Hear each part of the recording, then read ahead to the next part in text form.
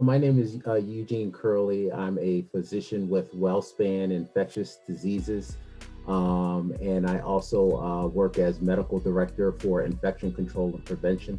I've been with WellSpan York Hospital for approximately 10 years now, and I really enjoy my job there. I enjoy helping patients, and I really serve as a clinician, helping out with a variety of infectious diseases.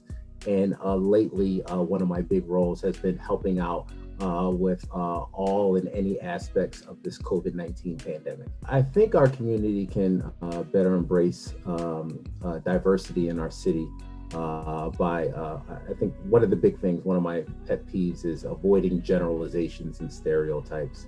I think we've all been in a situation where an assumption was made based on maybe the color of your skin, your way of dress, your way of talking, or maybe even your political party. But I think it's important to recognize that individuality exists even within an ethnic or racial group. And in my opinion, that's the beauty of diversity. I mean, we're all individuals. I think it's also important to carry a high level of compassion as well as respect when interacting with one another, particularly two people from different backgrounds. So I think that's very important. Probably the biggest thing that we can do to help our community continue to celebrate Black History Month. I think the most important thing is recognition, and that's why we're here today. Um, I hope we can continue to recognize Black history, not just this month, but throughout the year. I mean, it's a very important part of even American society, and it's a part of that, and it shouldn't be just kind of pushed out to just one month, in my opinion. I would love to see us continue to celebrate Black history and continue educating about Black history year round. And I think spreading that awareness within the community will help bring the community together. The best way that I've been able to recognize and celebrate my cultural identity today is through educating my son. My son is 11 years old. His upbringing contrasts greatly with his parents. My wife and I were born and raised in Philadelphia. My son, he was born in Hershey, Pennsylvania, and is raised in York, Pennsylvania. So fortunately and unfortunately, he will never experience some of the things that his parents did. But it's those experiences, both good and bad, that help to mold one's cultural identity. So I think it's important to teach him about Black history, teach him about the Black experience, so that he becomes comfortable with his own identity.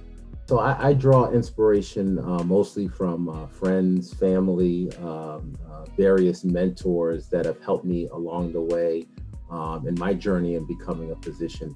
Probably the biggest inspiration among those individuals was my mother. I mean, just really, we've just always had a very close relationship growing up, and I was able to, see firsthand just how dedicated and how much of a hard worker she was as she was raising myself and my sister. So she definitely played the biggest role.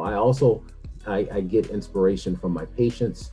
I do understand the great responsibility that comes with being a physician, especially as a Black physician. And in my opinion, I think it's important that African Americans serve as role models to help inspire others. One of the things just before the pandemic hit that I liked seeing in downtown York was I guess the first Fridays that was ongoing. I felt like that wasn't, it's a great opportunity, I think, for the community to come together. And I was able to experience that. 10 years ago when I first moved to York, I didn't see much of that. But I feel like we're starting to see,